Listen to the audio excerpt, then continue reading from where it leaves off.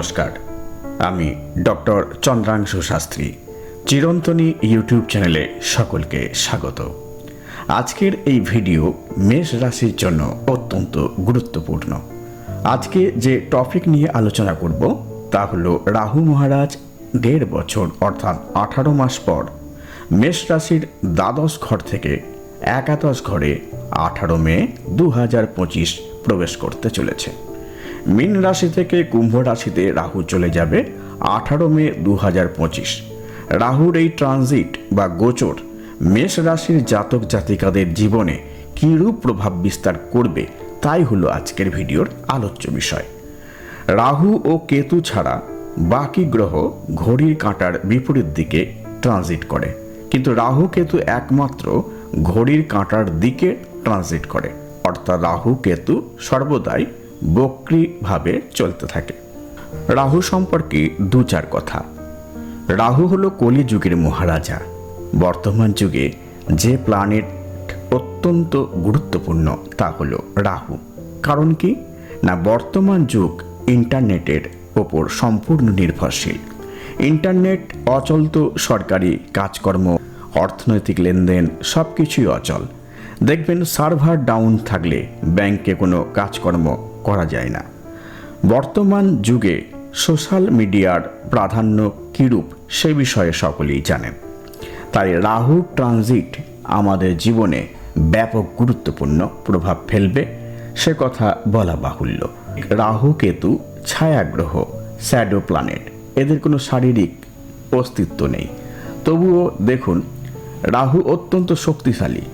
রাহু এমন শক্তিশালী যে সূর্য ও চন্দ্রগ্রহণ লাগাতেও সক্ষম। রাহু কেতু রাক্ষস হয়েও অমৃত পান করে দেবত্বে পরিণত হয়। রাহু একাদশ স্থানে অর্থাৎ কুম্ভ রাশিতে, কুম্ভ রাশি হল শনির ক্ষেত্র, অবস্থান করে মেষ রাশির উপর কি পজিটিভ আর কি নেগেটিভ এফেক্ট দান করবে সেগুলি আলোচনা করব।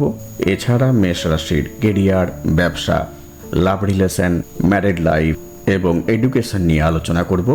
ভিডিওর শেষে কিছু উপায় বলবো যার দ্বারা নেগেটিভ এফেক্ট হ্রাস করা যায়। প্রথমে পজিটিভ এফেক্টস নিয়ে আলোচনা করব। রাহু আপনাদের একাদশ স্থানে প্রবেশ করছে। একাদশ ঘর হলো লাভ স্থান, ব্যক্তির সাফল্যের স্থান, এক্সপেনশনের স্থান। আর রাহু হলো এক্সপেনশনের প্ল্যানেট। একাদশ ঘরে এক্সপেনশন প্ল্যানেট রাহু প্রবেশ করলে আপনাদের আনলিমিটেড এক্সপেনশন হবে। রাহু যা দান করে তার কোনো সীমা নেই। রাহু মানুষকে রাতারাতি ফেমাস করে তোলে, ভিখারি থেকে রাজা করে তোলে। কাউকে যদি দেখেন যে তিনি হঠাৎ করে বিখ্যাত হয়ে গেলেন, তবে 100% নিশ্চিত জানবেন এর পিছনে যে প্ল্যানেটের অবদান রয়েছে সেটা একমাত্র রাহু। এখন দেখুন, আজকের দিনে রাতারাতি কোথায় বিখ্যাত হওয়া যায়? সোশ্যাল মিডিয়াতে। হঠাৎ কোনো গায়ক একদিনে বিশ্ববিখ্যাত হয়ে যেতে পারেন সোশ্যাল মিডিয়াতে। সোশ্যাল মিডিয়ার মাধ্যমেই এটা সম্ভব একমাত্র। রাহু হলো সোশ্যাল মিডিয়ার প্ল্যানেট। সুতরাং আগামী 1.5 বছর আপনারা সোশ্যাল মিডিয়াতে যথেষ্ট সফলতা পাবেন। যাদের ন্যাটাল চার্টে রাহু শক্তিশালী অর্থাৎ 1, 3, 4, 6, 10, 11 স্থানে অবস্থান করছে এবং দশা অন্তর্দশা এই সময় অনুকূল রয়েছে, তারা যথেষ্ট সাফল্য অর্জন করবেন।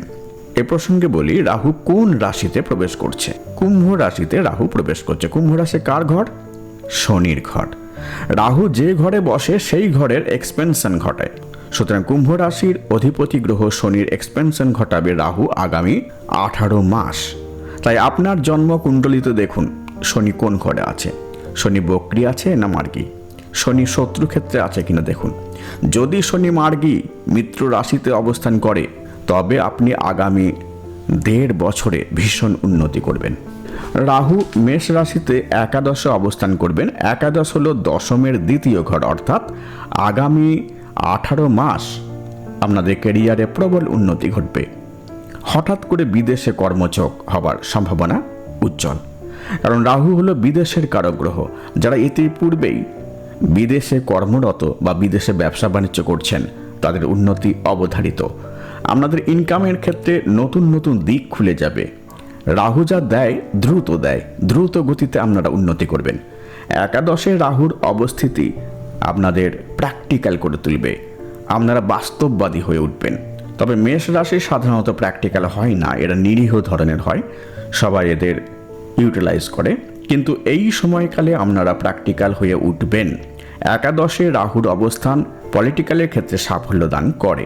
দেখবেন যাদের কুণ্ডলিতে 4, 7, 10, 11তে রাহু অবস্থান করছে তারা রাজনীতি ক্ষেত্রে বিখ্যাত হয়ে ওঠেন। যারা ইতিমধ্যে রাজনীতিতে রয়েছেন তাদের সাফল্য লাভ আসবে। একাদশে রাহুর অবস্থান আপনাদের নতুন নতুন আইডিয়া সৃষ্টি করবে, যার মাধ্যমে আপনারা কর্মক্ষেত্রে লাভবান হবেন। রাহু চতুর্থের অষ্টমে অবস্থান করবে, ফলে আপনারা সম্পত্তি থেকে লাভবান হবেন। রাহুর 3টি দৃষ্টি রয়েছে, পঞ্চম দৃষ্টি, সপ্তম দৃষ্টি এবং নবম দৃষ্টি। একাদশে রাহু অবস্থান করায় তার পঞ্চম দৃষ্টি পড়বে মেষ রাশির 3rd হাউসে, ফলে আপনাদের সব ব্যাপারে উদ্দীপনা, আগ্রহ, তৎপরতা বৃদ্ধি পাবে। রাহুর সপ্তম দৃষ্টি পড়বে মেষ রাশির 5th হাউসে, ফলে শিক্ষাক্ষেত্রে আপনাদের শুভ ফল লাভ অবশ্যম্ভাবী। কম্পিটিটিভ এক্সামে সাফল্য লাভ ঘটবে। রাহুর নবম দৃষ্টি পড়বে মেষ রাশির 7th হাউসে, ফলে আপনাদের ব্যবসা বাণিজ্যে শ্রীবৃদ্ধি ঘটবে। আমি আলোচনায় বলেছি যে রাহু যে হাউসে অবস্থান করছে সেই হাউসে বৃদ্ধি ঘটান। রাহু 18 মে 2025 থেকে 5 ডিসেম্বর 2026 পর্যন্ত কুম্ভ রাশিতে অবস্থান করবে। কুম্ভ রাশির অধিপতি গ্রহ হল শনি।